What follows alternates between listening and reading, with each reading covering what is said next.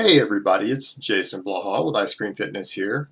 Alright, today I'm going to try to answer a question that I've gotten from quite a few people recently, and it's actually a really common question in the training world, and that is, can you isolate individual heads of a muscle?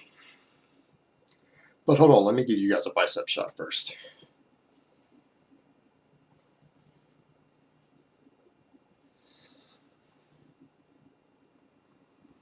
Okay, you hear two different sides of this argument oftentimes. Some people say that if you work the chest, you work the entire chest. It's an all or nothing thing as far as fibers work. If you work the bicep, you work the entire bicep. And then others think that you can actually isolate individual heads. And the reality is both groups are wrong. The actual truth is somewhere between. And this is stuff that we can see in labs, we can see in research. This is something we can measure and quantify inside the human body in the modern world. Now, the reality is, even though we say things like isolation work, it's actually impossible to isolate a muscle in the human body. You cannot do it. You cannot get a curl so perfect that the anterior deltoid, the forearms, and the brachialis do not take a percentage of the workload and contract to actually help lift it. You cannot get a curl so perfect that you don't contract your pecs and your abs a little bit when doing it. It is impossible. We know this from research. Usually, if you only move a single joint, for the most part, with minimal movements of another joint, and the target muscle takes at least 80% of the weight, we would consider that a really effective isolation movement. But you need to remember that you cannot fully isolate a muscle. And by that same token, you cannot isolate an individual head of a muscle. Now, the more complex a muscle becomes and the more functions that muscle has in terms of planes of motion that it works, or different movements involved with that muscle, the more you can emphasize individual heads of a muscle. And here's is a perfect example. We'll take something relatively simple like the tricep. The tricep, anytime you bend the elbow, you're working the entire tricep, all three heads, but most of the work will be taken by the lateral and the medial head. And in order to get the long head to fully recruit, you have to initiate the other function of the tricep, which is shoulder flexion.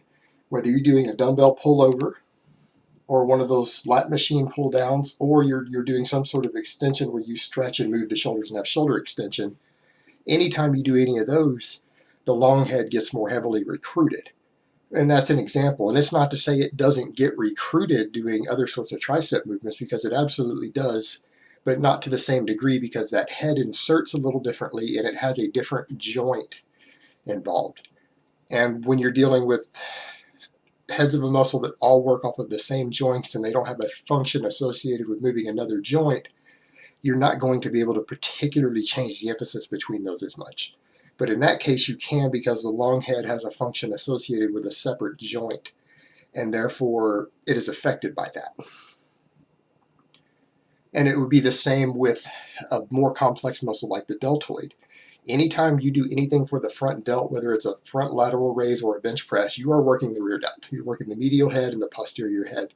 But the further you get away from that head, the less use is being taken out of the other heads. And so with something like a deltoid, you really do need to put extra focus on things like the rear head and the medial head sometimes, because their functions are so different in terms of planes of motion that while they do get some stimulation and may actually get some growth from working the other movements, it's generally not going to be enough.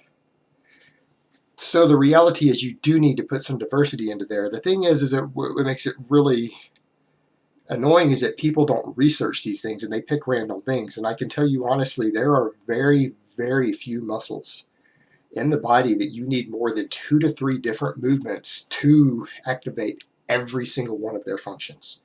And so if people are doing 5 different lifts for a given muscle group, physiologically, odds are they're not really doing anything for it other than maybe alleviating some boredom or changing little lifts because they've stalled as a more advanced lifter in terms of the law of accommodation.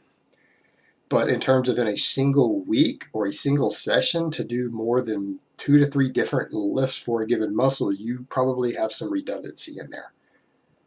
So break them down and look at that. And try to research which lifts hit different heads in different ways. There's plenty of EMG data out there. There's plenty of physiology data out there. And a good expert will work that into his program, just like I did with my novice program that I have for you guys. I've gone through a lot of trouble to make sure that most of the heads of the muscles get proper stimulation from different lifts by very carefully selecting which compound movements, which is why I get kind of miffed when people look at my program and go, can I swap this or that compound movement out? Because no, I've carefully selected a balance there. When you start tinkering with it, you're going to potentially develop muscle imbalances because I balanced it that way. So, I mean, just using that as an example. So the thing is, look at the different functions. Don't just pick random lifts. Put lifts in your program for a reason. Do some research as to which heads they emphasize and try to be efficient with it. And if you are doing a really efficient set of compound movements and you've combined a good synergy between your different compound movements, there should only be a handful of heads lagging anywhere in your body, at least in terms of the basic program, not accounting for your individual genetic weaknesses, but in terms of the basic program, there should only be a handful of muscle heads lagging on a well-written compound-based system. And then you can go through with isolation movements and specifically pick ones that emphasize those heads of the muscle that are being neglected. And you can rebalance yourself out. And it's really that simple, guys. And remember, you generally shouldn't need, if you're being efficient in your choices, you really shouldn't need more than 2 to 3 lifts that use any given muscle as a primary mover, and you probably shouldn't need more than 1 isolation movement unless your program is really messed up.